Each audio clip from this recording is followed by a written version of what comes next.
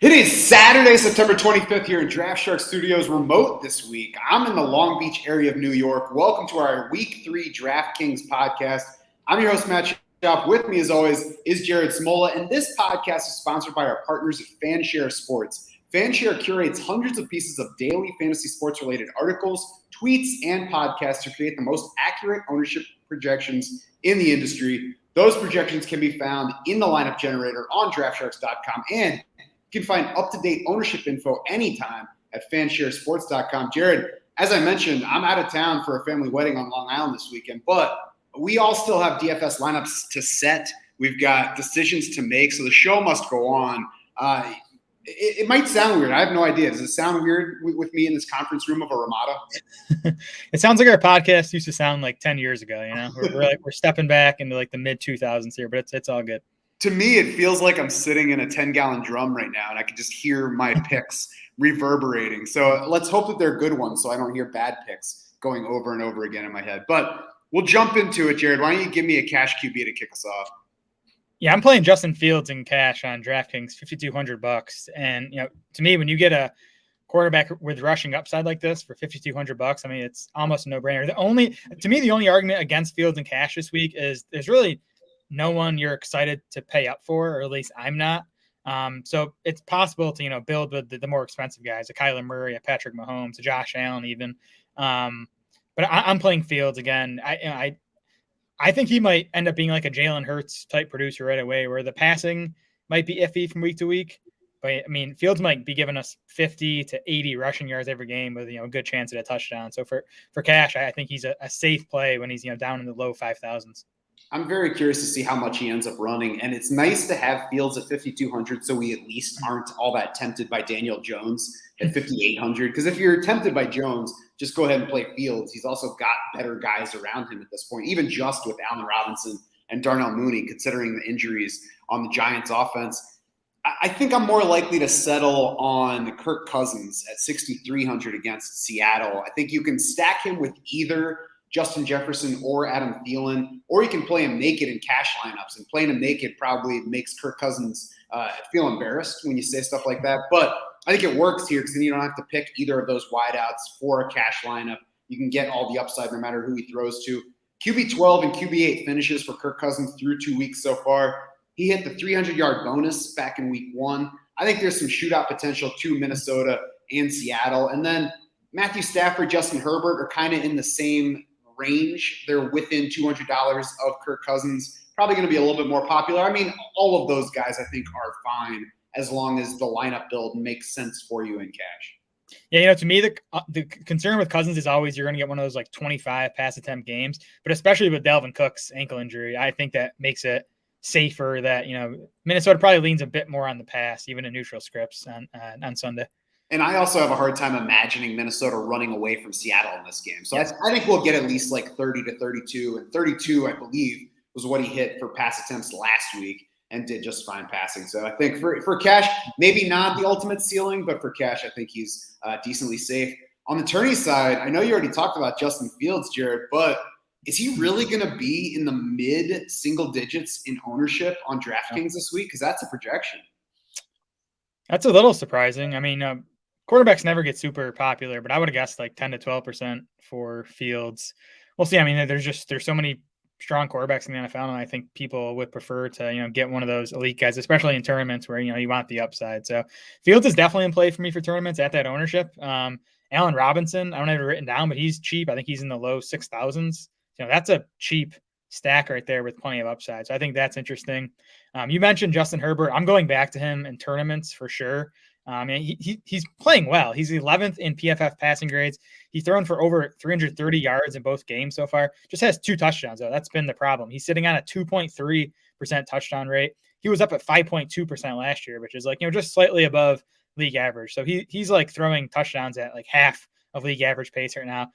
That's going to come up. This Chargers offense so far has been fast-paced. It's been pass-heavy.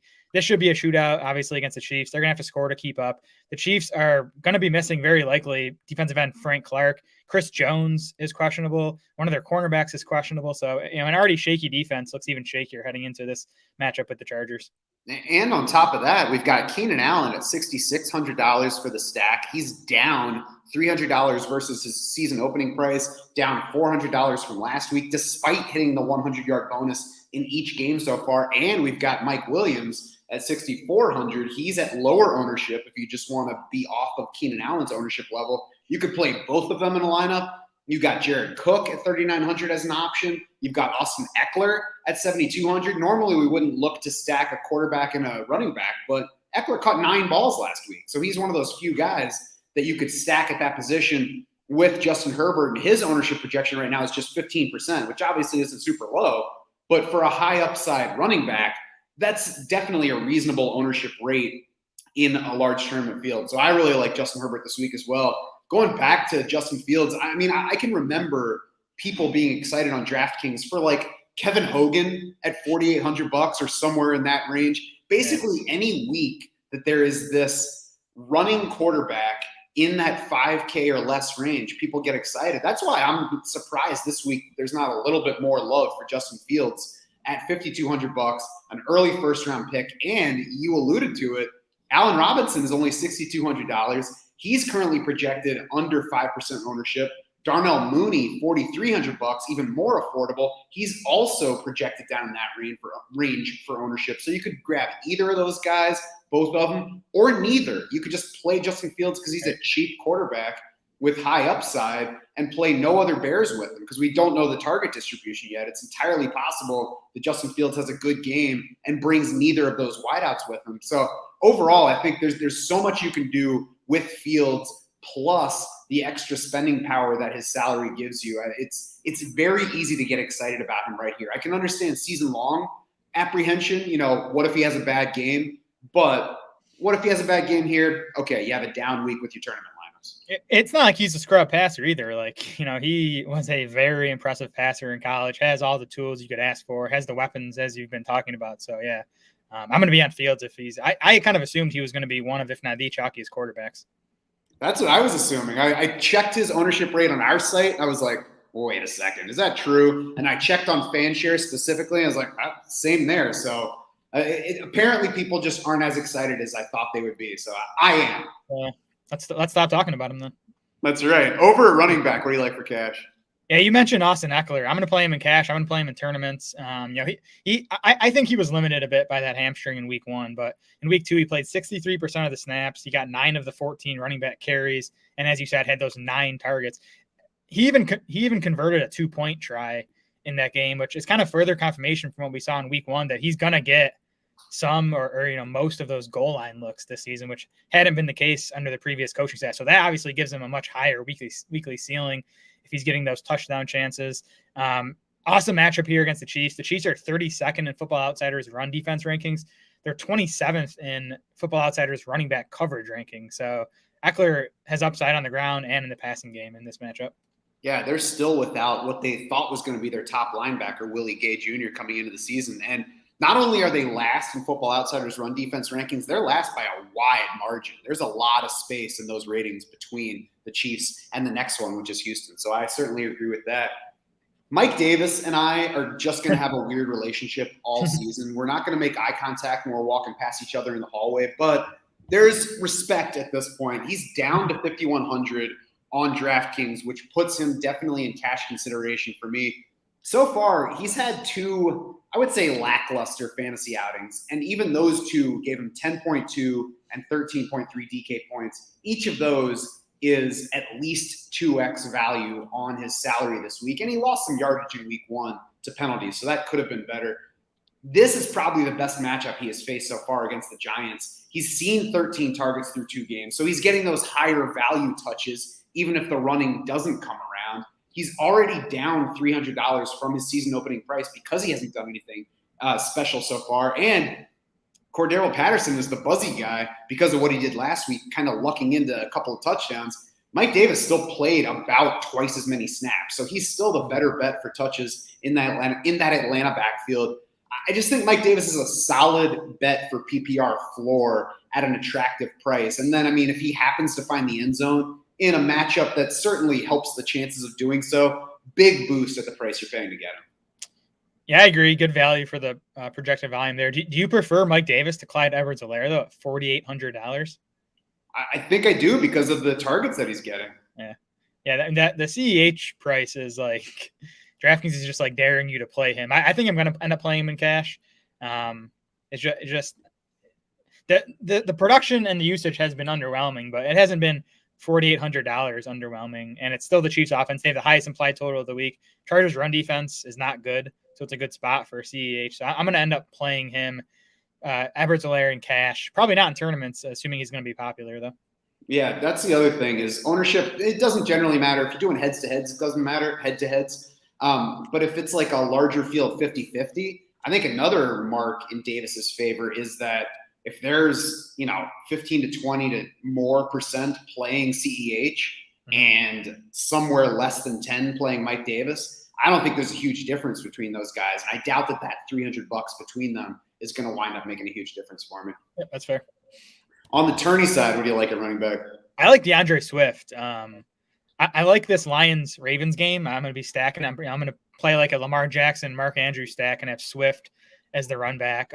Swift was underwhelming fantasy point-wise in week 2, but, just look back to week 1. He scored 24.4 at DraftKings points, has a big role in this passing game.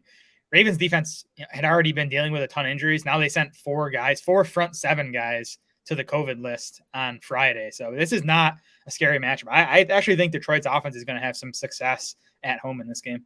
Yeah, and so DeAndre Swift, he's the guy I have down as well. He's already down $1,200 in salary versus last week, $1,100 versus week 1. I'm not really sure where that dip came from because since they played Monday night last week, those salaries were set before that game happened, and his week 1 game was better for usage than his week 2 game was. So I'm really not sure how the algorithm did that with DeAndre Swift's numbers, but I agree that you have to like the value on him. 17% target share through 2 games. He's headed for single-digit ownership here. It looks like he's 4th in our DK dollars per point projections. Basically, to me, DeAndre Swift is Chase Edmonds, but with a lot less around him in his offense in terms of threats on that target share, and also better game script for what we want him to do. The Cardinals are 7.5-point favorites. The Lions are 7.5-point underdogs. So it's a great situation for DeAndre Swift to get a bunch of targets in this game. Yeah, I noticed Edmonds in there too because we have Edmonds and Swift projected for like almost the same amount of DK points. They're basically the same price. To me, Swift is just such a better player. He's just a guy I want to bet on, especially in tournaments. I want to get those high-end talents who I think can have big games for DraftKings tournaments. I agree. Wide receiver, what are you playing for cash? Chris Godwin sticks out to me at $6,100. He even when Antonio Brown is in the lineup, and it looks like he's not going to be this week, even when those 3 guys are there, Godwin, Evans, and AB, I think Godwin is going to be the most consistent Bucs pass catcher this season. He has the highest route rate among the 3. He's leading the 3 in targets so far, 18 targets through 2 games. But then, if Antonio Brown's out, that just condenses this target tree. In a passing game, we obviously want to get pieces of. The matchup isn't ideal against the Rams. I think Godwin's going to see a decent amount of Jalen Ramsey, but I don't think any defense right now can stop this Bucs passing game. And I don't think that Godwin's going to face a Jalen Ramsey shadow either. So I think he'll be moved around and not face him all game. I think there are a good number of options up in that mid to high range salary-wise at wide receiver. So I'm looking a little bit lower to see maybe what can help me fit the other things I want. Several guys stand out to me. KJ Osborne all the way down at 3,500 still. He has delivered each of the past 2 weeks numbers that would help us, and yet still down at 3,500. So an easy bet. He could be a cash stack with Kirk Cousins, even if you don't want to play one of the higher priced wide receivers. There's really no risk to putting him in there. And I think that you can play Osborne even without Kirk Cousins. Hunter Renfrow at $4,000, a little bit more expensive, but still some salary savings there. He only trails Darren Waller among Raiders in targets so far, 16 targets through 2 games. 17% share, not really as high as we would like to see. Doesn't quite make him a real number 1 receiver, but he's their lead receiver in terms of targets through 2 games. So tough to argue with that at $4,000. Also, the Dolphins have been a little bit more susceptible in the slot lately, as opposed to outside, because outside they have Byron Jones and Xavier Howard at cornerback. And then if you don't want to reach all the way down to either of those guys, Tyler Boyd at $4,700, I think, is attractive for cash. I don't think he really has the ceiling to appeal in a tournament lineup, but I think he's a fairly good bet for targets in this game. He left the second meeting with the Steelers last year early. Before that, though, Boyd had 5+ catches in 3 of the previous 4 matchups with Pittsburgh. This week, T. Higgins is doubtful, so we're assuming he's not going to play. Boyd also costs $700 less than Jamar Chase, and he gets those higher percentage looks, the better chances of completion. So if both of those guys get 7-8 targets, Tyler Boyd's the better bet to catch 5 of them. Yeah, Pittsburgh's defense has struggled against slot receivers in general for a few years now. So I like Boyd in that matchup. Like you said, Higgins out. That frees up a bunch of targets. I mean, Higgins has led that team in targets so far. So like that call. I'm gonna throw out Keenan Allen too. He's just too cheap for just being one of the safest volume bets in the NFL right now. $6,600 full PPR for a cash game and tournaments too. I think Allen's just too cheap. Yeah, I'm not sure why his salary is down, but we might as well capitalize on it while it's happening. Attorney side, what do you like?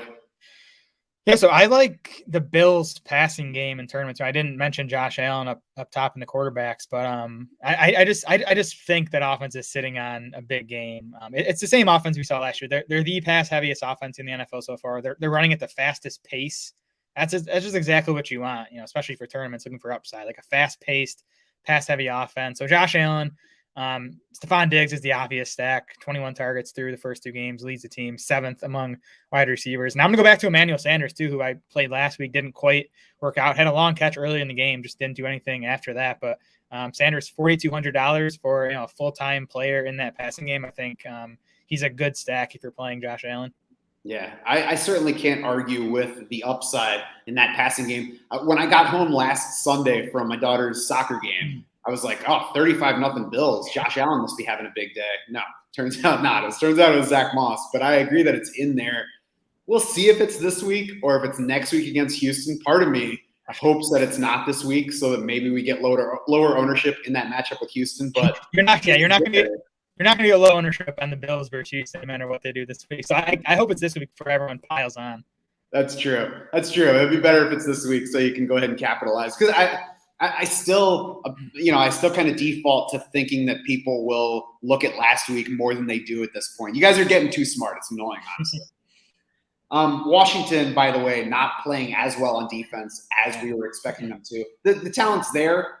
This could be a lower scoring game, but it also could not be. Like I said, Washington hasn't been awesome so far. I kind of like, in Detroit, a guy who looks like the Lions' number 1 receiver and is $3,900 this week. I'm not quite happy enough about him to put him in cash consideration with the other low-priced players that I mentioned. But Quintez Cephas at $3,900 faces a Ravens defense that's 23rd in overall defense according to Football Outsiders, 24th against the pass. You mentioned COVID issues. They've got injury issues all over the place. Combine that with Cephas. He's looked good so far, and he's in a lineup that's missing Tyrell Williams and has basically nothing else at wideout.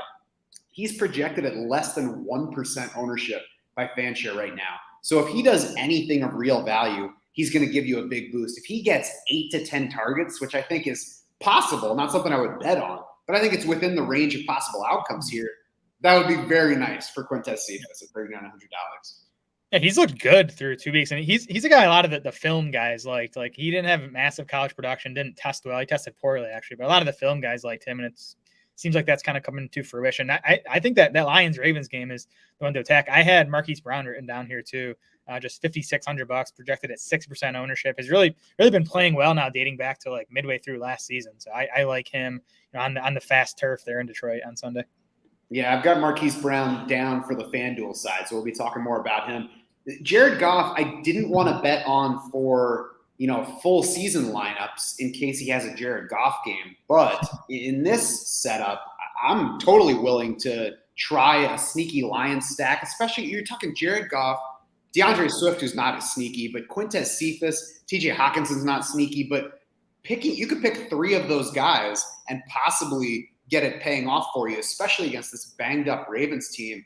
I doing the notes for the show, I started liking the idea of Jared Goff much more than I anticipated when I sat down. He's the same exact price as Justin Fields. I don't think I could get my fingers to click the Goff button over Fields. He definitely won't be a primary option or an overweight person in my lineups, but set one of those lineups, and then if he has this huge day, It's cool. Over to tight end. What do you like for cash? Yeah, it's TJ Hawkinson for me, man. We're talking about a lot of Lions here. It could be an issue, but Hawkinson I feel good about for sure. I mean, $5,200. He's $3,000 cheaper than Travis Kelce. He's $2,200 cheaper than Darren Waller. Like usage wise, Hawkinson should be right with those guys at this point. He is second among all tight ends in both targets and air yards, behind only Darren Waller. Hawkinson's ahead of Travis Kelce in both of those usage metrics. Hawkinson and Kelce are the only two tight ends with 20-plus DK points in both of the first two games of the season. So his price is going to keep climbing. I think, this might be as cheap as he is for the rest of the season. So I think in cash, he's a very strong value and even, worth considering in tournaments too. Yes, I agree. Go ahead and use him this week. I think if the 5,200 doesn't fit with what else you're trying to do, Tyler Higbee at 4K versus Tampa Bay this week, certainly a cash option. Also switching over to the tourney side, I think Tyler Higbee is in play there. Maybe going to get higher owned than you would like. He's at around 10% projected ownership right now. I think that could climb even a little bit. So if you want to go for something lower owned than Tyler Higbee or TJ Hawkinson, I do like Noah Fant and Kyle Pitts at 4,800 and 4,900. Lower ownership than Hawkinson, lower ownership than Mark Andrews at similar prices. Positive matchups for both Fant and Pitts, and I have plenty of talent upside to both of them. There's situations where maybe they don't happen to get enough targets to pay off like the top guys, but if they do, each of them is a good enough player to capitalize on those opportunities. Yeah, I love Higbee for tournaments. I kind of thought he'd come in a bit lower owned, but he is still, Cooper Kupp's going to be the chalk-up wideout, and even Robert Woods is getting a lot of ownership. So Higbee's still like the lower owned part of that Rams passing game if you want to get a lower end piece of it, and I definitely do. So I like Higbee down at $4,000. That's a great price. I mentioned Mark Andrews. I still think he's a guy with two touchdown upside in this spot against the Lions. And then Gerald Everett I'll throw out too is a super cheap option, $3,000. His route rate was back up around like 75% in week 2, and if he's out there running that many routes in this Seahawks passing game with Russell Wilson, I think, Everett has upside, especially considering he's just $3,000. Mm-hmm. Over to defense, the Bengals at 2,100 versus the Steelers lead our DK dollars per point projections. Ben Roethlisberger definitely gives them upside with how he has looked so far. And the Bengals also rank mid-pack in PFF pass rushing grade overall. I mean, that's not a stellar thing, middle of the league, but it's better than most of us would have guessed for the Bengals heading into the season. So I do think that there's upside to them, as opposed to just being an option simply because they're at the bottom in salary range. More of my focus, though, will be on the Broncos at 4,300 as long as they fit salary-wise because of that high upside. I think the Raiders are fine at 3,400 because they're playing Jacoby Brissett, but they are also priced up a bit versus how they actually are defense-wise and a bit more popular than they would normally be because of that matchup with Brissett. So I'm also looking at the Patriots at 4,100. Could be sneakier than either the Broncos or the Raiders. Obviously, you still have to pay up a little bit, but they got the Saints. They're projected at 3% ownership, so you're getting a big boost if they do hit for you. I think there's shutout potential in that game against the Saints. So I think no defense hits this week with a higher ceiling. Some can match it, but I don't think any defense has a higher ceiling this week than the Patriots. Yeah, I like all those. They're expensive, so it's going to take some work to fit them in. I love my cheap defenses in cash. So it's going to be the Bengals for me in cash, $2,100. Like you said, the pass rush has been pretty good. 3 sacks in both their games so far, and a decent pass rush against that Steelers offensive line is probably going to do some damage. So I like that. Pittsburgh's not going to have Deontay Johnson either, which helps. For tournaments, I kind of like the Falcons, who are a horrible defense, but they get Daniel Jones, and they get a Daniel Jones who's going to be like chalky, or chalkier than usual. So like if Atlanta gets a couple takeaways, you're hurting the Daniel Jones people and getting points for your team. So I kind of like that. They're cheap. They're $2,500. So Atlanta's crappy defense, but the matchup is good. Yeah, I mean, for what it's worth, I can understand liking Daniel Jones this week, but Kenny Golladay is questionable. Evan Engram is questionable. Even if he plays, he's coming off the injury from the end of the preseason. Saquon Barkley has yet to be Saquon Barkley. So it's entirely possible the Giants are not very good this week. I agree. If you are watching us on the stream, stick around. We're going to end the DraftKings portion. We're going to re-intro for FanDuel, but we're going to keep going. That'll do it for this Week 3 DraftKings podcast. Head over to DraftSharks.com now to get more player recommendations. If you're a DS insider, you can check out Jared's cash game picks as well as the top GPP options from Corey Bushland. You can also mess around with our lineup generator to build your own lineups with the help of the DS projections and FanShare ownership projections. For more discussion of DFS and other formats, you can also join the free Draft Sharks Discord. Find the link to do that in the description for this podcast. For Jared Smola and the rest of the Draft Sharks crew, I'm Matt Schaff saying thanks so much for swimming with us.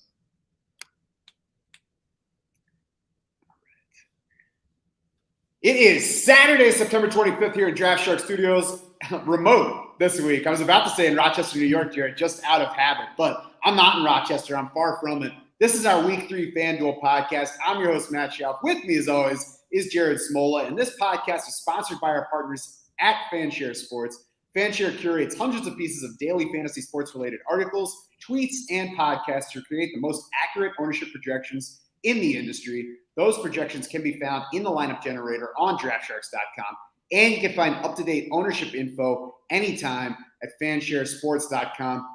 Jared, I'm far away. You're back in Rochester, but I still feel like we can argue about some picks here. So start us off with a quarterback that I can argue with, please. Yeah, I like Justin Fields here on FanDuel as well. You know, I like him a bit better on DraftKings because I think saving salary is always more important on DK. But $6,500 for Justin Fields on FanDuel. I mean, just the rushing upside he's going to give you.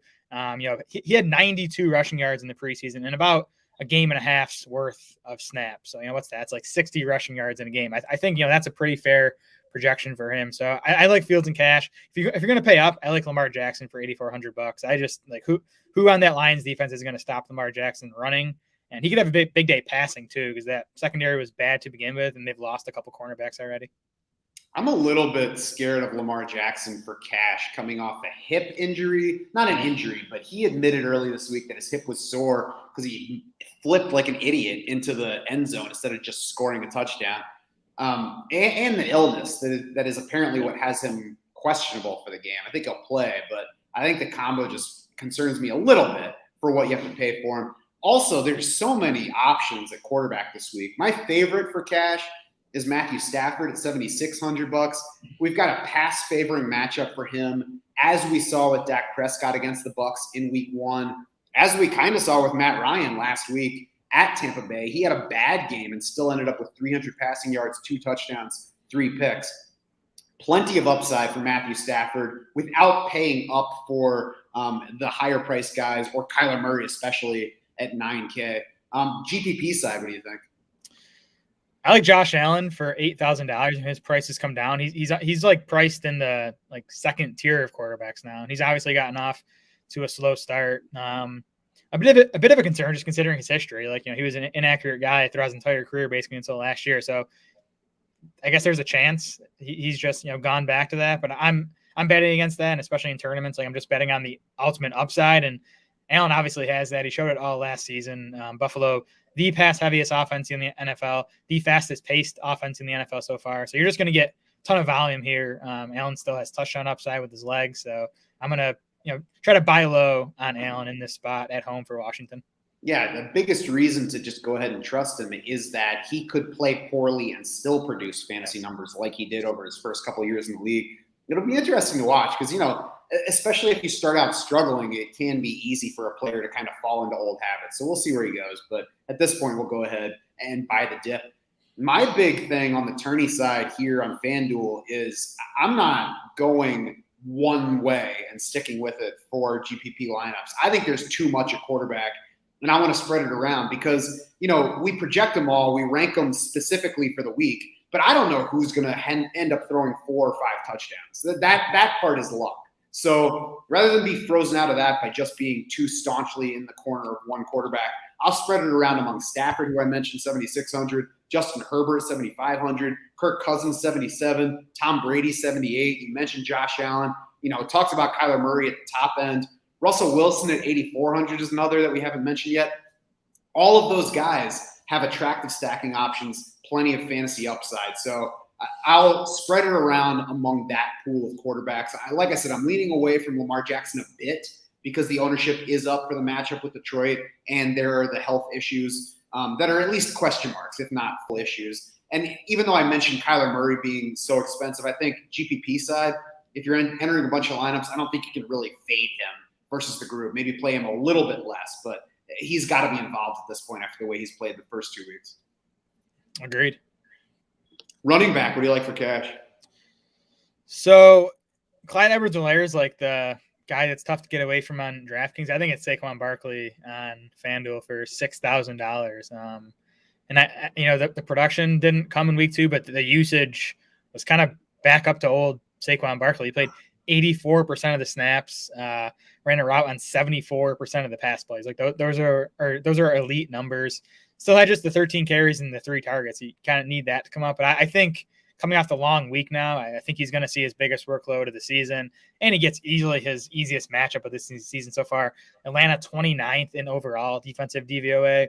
They're 27th against the pass, 27th against the run. So, we know Barkley can do damage in both of those departments. I'm gonna play him at $6,000 on FanDuel.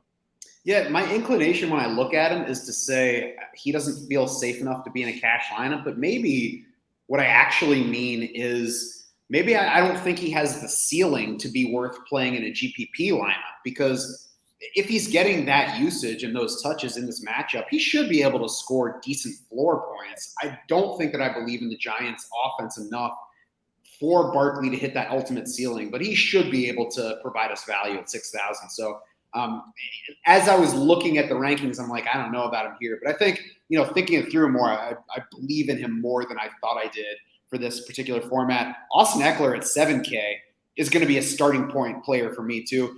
It's easier to, make Eckler make sense for DK where he has full PPR scoring, but those receptions also count on FanDuel. They don't count quite as much, but they count. Last week, 18 FanDuel points for Austin Eckler without a touchdown. So clearly we'll take those touches here. He's 8th in fantasy points per game at the position on FanDuel, 9th in salary. So slight value there. More importantly, he's $1,000+ in salary behind the top guys. He's $700 cheaper than Chris Carson, $800 behind Nick Chubb. So there's lots of value to where Austin Eckler is. I think we both believe that he's going to put up numbers in this game. Whether he scores a touchdown, we'll see. But there will be numbers either way. We mentioned the matchup on the DraftKings side, but the Chiefs are the 2nd worst overall defense, according to Football Outsiders ratings. The worst in the league against the run by a large margin behind everybody else.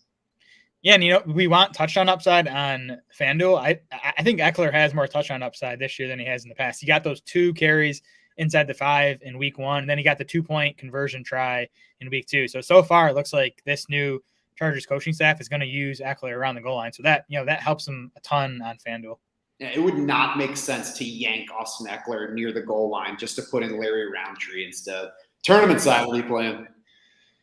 I'm going to play some Leonard Fournette on FanDuel here, $5,800. Man, he's only $200 cheaper than Saquon Barkley, which feels gross to play Fournette, but that's just going to keep his ownership down even further.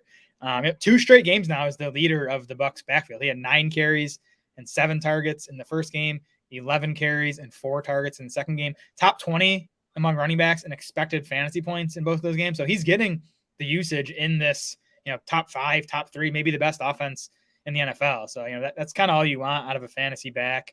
The Rams also are, and really have been for the past few years now, tougher against the pass than the run. So the Bucs aren't going to come out and, run it like crazy. But they might shift a bit more towards the run this week. So you could get like 15 carries out of Fournette plus a handful of targets. Yeah, I mean, really, you're just saying, all right, he's getting enough touches and he could get a touchdown at any point because of this offense. Yep. It's kind of crazy to me to think that Leonard Fournette right now is DeAndre Swift. You wouldn't look at them as similar players, but I mean, that's the way that the touches are going. Yeah, it's true. They're not similar players, that's for sure, but the volume has been. I think Jared's got a thing for the bald head and the full beard look, though, between Keenan Allen and Leonard Fournette. We're gonna dive into that one a little bit further, at some other point. But for now, we'll move over to Antonio Gibson, who I like in tournaments at $6,100. The Bills are 7th in Football Outsiders run defense DVOA, so not weak in that area right now, but just 23rd in Pro Football Focus collective run D grid. So maybe they're not playing the run as well. Take that for what it's worth. I'm not sure that I trust the Bills offense right now to pull away and make this a one-sided game and to take touches away from Antonio Gibson. I think there's a chance that happens, and that's why I mentioned Antonio Gibson on the GPP side and not as a cash play. But if it doesn't happen and Antonio Gibson stays on the field and stays heavily involved, 6,100 is a great price versus what we expected his role to be coming into the season, and really what his role has been. He was heavily involved in week 1. He lost touches last week to J.D. McKissic in 2-minute situations. As long as there's less of that this week, I think opportunities mean potential production for Antonio Gibson here. And as I mentioned, Saquon Barkley is near identical in price. He's a similar bet for touches, similar downside, but he looks like he's headed for double the ownership. So I think you're getting something similar here at about half of the ownership in Antonio Gibson. Yeah, that's a great price for Gibson. And yes, the floor is kind of low as like a road underdog who might lose snaps in come from behind situations, but you're really just worried about ceiling in tournaments, and Gibson for that price, could smash. And I think if Washington is going to make this a close game, it's probably going to be because Antonio Gibson is heavily involved. Yes, agreed. Wide receiver, what are you playing for cash? Mike Williams for me at $6,000. A situation where I think that price is going to come up from here. I think he's way too cheap for the usage we've seen early this season. Williams leads the Chargers with 22 targets. He's 15th among all wide receivers in air yards. He's tied for the league lead with 4 end zone targets. And he's just playing well. He's 7th among 95 qualifying wide receivers in PFF receiving grade. So the usage is there. He's playing like the first round pick that he was. Great spot for the Chargers offense. So Mike Williams, $6,000. That's $500 to $1,000 cheaper than he should be, I think. He's the guy I have down as well. And it makes sense to look at Mike Williams and think, okay, but when is the bubble going to burst? When's he going to go back to being Mike Williams? But that's the thing.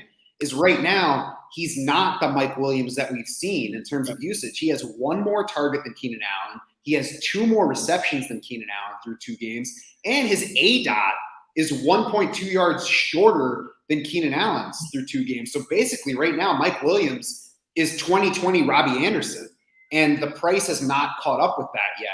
And neither has the DFS ownership. He's about half of Keenan Allen's projected ownership on FanDuel this week. So add in the $600 difference or $900 difference in salary on FanDuel. And I agree, Mike Williams is tough to look away from in setting a lineup in this format. Yeah, Robert Woods is the other guy I have here for $6,100. Cooper Kupp's obviously gotten all the production so far, but Woods still has a 23% target share. Like if that continues in this passing game, that's been so good with Stafford. Woods is going to be just fine. So $6,100 is a bargain for him. Yeah, I wish that the player field didn't believe that so much. I wish we were looking at like 4% Robert Woods this week, but as it is, people just know don't give up on Robert Woods yet. So I agree with that. Tourney side, I want to highlight some single-digit ownership guys at various price points. Marquis Brown at 6,600. Jared, you mentioned him on the DK side. Low-key breaking out since last year. So, we don't have to project it. We've seen it. And he's at least tied with Sammy Watkins as the top target in Baltimore and the more efficient receiver between the two of them. He's questionable with an ankle injury, so that adds some risk even if he's active for this game, but he did play through it last week. So I'm kind of assuming that he's managing it at this point, and we'll see where it goes. That's the thing with these GPP lineups. We'll take the risk to chase that upside, which is clearly there for Marquis Brown, especially in the matchup. Elsewhere, guys I mentioned already, Allen Robinson, Darnell Mooney, both at less than 3% projected ownership on FanDuel. So I think that makes the Justin Fields stack all the more attractive. Take either of those guys, take both of those guys and see what happens. And then Jared, Rondale Moore is at 1% at $5,600. So, he's going to keep costing more, but $5,600 I don't think matches what he's gotten target-wise yet. He's definitely a boom-bust player. But he's also, this week at least, a nice way to leverage a Kyler Murray lineup. You can put Rondale Moore along with DeAndre Hopkins with Kyler Murray, and then, you're getting more of those Kyler points than other Murray players are getting. Mm-hmm. And Hopkins, of course, a game-time decision tomorrow with his rib injury. Moore would become a great play if Hopkins is out. I wonder if that would boost his ownership. $5,600 if we knew Moore was going to be like an every snap player would be great. And really, how much higher do we think that's really going to climb? Is it going to get past 15%? I don't think it'll go high enough that it totally changes the call on him. Yeah, agreed. I want to throw out a little like mini game stack with 2 wide receivers here. DK Metcalf and Justin Jefferson in that game. They've just both been disappointing relative to expectations so far. But the usage for both of them has been fine. Metcalf has a 30% target share. He has the same amount of targets as Tyler Lockett, 16 apiece. Lockett's just gotten the big play so far. That's going to swing in Metcalf's direction soon.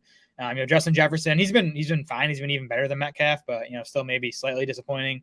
But he has a 23% target share. He's leading the team in red zone targets. So, we've seen Thielen continue to get all the touchdowns so far, but that's going to swing too in Jefferson's favor. So you just kind of hope for a back and forth game here between Seattle and Minnesota. And I think both those wide receivers could explode this week. Yeah, I particularly like that because it's attractive to play either quarterback in that matchup as well. So, yeah, I like putting those two guys together in a lineup. Tight end for cash. I think that Tyler Hickby at 5,500 is a nice starting point against the Buccaneers. We've talked about him. He's getting plenty of usage. It's an upside matchup that we've seen play out so far at tight end and just passing in general. It pays off right now to pass against the Bucs. And you would think that Sean McVay understands that, especially with Darrell Henderson banged up this week. As I said, though, starting point with Tyler Higbee, I think there are steps up from that depending on how the rest of the lineup comes together. We've got TJ Hawkinson at 6,300 against the Ravens. We got Darren Waller at 7,400, and then Travis Kelce at 8,500. I can't see myself getting up to that level for cash, but certain builds, I guess it could work out. Yeah, I think Hawkinson or Waller are the two guys you want to try to get up to in cash games. Their prices are much closer on FanDuel here than they are on DK. I think they're kind of fairly priced here. With Waller, about $1,000 more than Hawkinson. I talked about Hawkinson on the DK podcast. Waller leads all tight ends in targets and air yards. The Dolphins, the best part of their defense is their cornerback group. So that should just push more action to Darren Waller in this game. These teams met last year. Waller only saw 6 targets, but he caught 5 of them for 112 yards. There's no one in Miami's defense that can stop him. So he is, probably still a bit underpriced at $7,400 on FanDuel. Mm-hmm. Yeah, that's fair. Anybody else for a cash tight end? Again, I think if you want the savings, Hawkinson is fine. I do like Higbee more so for tournaments, and then I like Mark Andrews for tournaments too. $6,000. He's sitting on a career high route rate. He's actually leading all tight ends in route rate too at 94%. He's basically out in a route for every pass play the Ravens run. And if we like Baltimore's offense in this spot versus Detroit, I think Andrews probably plays a big part in it. I feel like this is a good spot to point out that Jared, a couple years ago at least, I don't remember about last season, but it was route for you. So when did you make the switch from route to route? Because you kept bugging me about it. I had to. It was an off-season project for me. I'm here to help people grow. You're welcome. I think Tyler Higbee is probably even more attractive for a GPP lineup than cash because there is a chance that he just doesn't get the targets because they have Cooper Kupp, they have Robert Woods.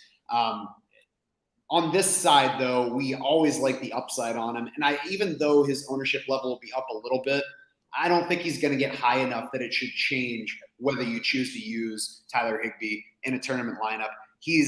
I think he'll be shy of Darren Waller and Travis Kelce in ownership rate. He's looking similar to TJ Hawkinson, but offers $800 in salary savings. Also looks similar in ownership projection to Mark Andrews. But again, $500 in savings there. And certainly Mark Andrews is not a safer bet for targets from what we've seen. I do think on the tourney side, I might try a little bit harder to get up to Travis Kelce. Maybe he doesn't quite get to his usual Travis Kelce level, but more importantly, he's the guy who has that potential to just, smash the position and be somebody that you need that week. Definitely. Yeah. I do like Higbee though. Tampa's 22nd in Football Outsiders tight end coverage rankings.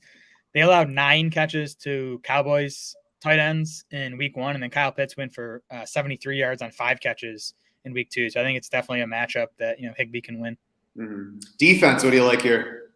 The Bills stick out to me at $4,100. They've just been a good defense through 2 weeks. They're second in Football Outsiders DVOA, top 7 against both the pass and the run. Taylor Heineke's been good so far, but he's still Taylor Heineke, and he's on the road here. He's probably going to have to be throwing a lot in catch-up mode. The Washington's 7.5 point road underdogs. They also have the 3rd lowest implied total on the main slate. So, Vegas is telling us the Bills defense should have a nice game here. Yeah, don't play Antonio Gibson and the Bills defense in the same lineup, but I do think that the Bills defense makes plenty of sense here. Also, give the Raiders a look at 4,000, but that's a little bit too close to the Bills, I think, to really make sense, especially because I think the Raiders are going to be popular because of their matchup this week. And then I mentioned it on DK, but I think that the Patriots are going to go with less ownership this week than they should at $4,700. A little bit expensive, so you have to do a little bit more fitting, but so much upside against the Saints this week, especially in a home game. And really, I don't see a whole lot of reason to look outside that group of defenses as you're setting those FanDuel lineups this week. Other than the Falcons defense, I'll mention them again, $3,500 on FanDuel. Just hope you get a bad Daniel Jones game and you're in business. Yeah, there's always the chance that playing the defense against Daniel Jones pays off. It didn't last week, which obviously is the argument against it. Exactly. That's going to do it for this Week 3 FanDuel podcast. Head over to DraftSharks.com now. You can check out more player recommendations. Kevin English has your cash game picks. Corey Bushlin has your top GPP options. And then play with our lineup generator to build your own lineups with the help of the DS projections and the FanShare ownership projections. For more discussion of DFS and all other formats, you can also join the free DraftSharks Discord. Find the link to do so in the description for this podcast. For Jared Smola and the rest of the DraftSharks crew, I'm Matt Schaff saying thanks so much for swimming with us.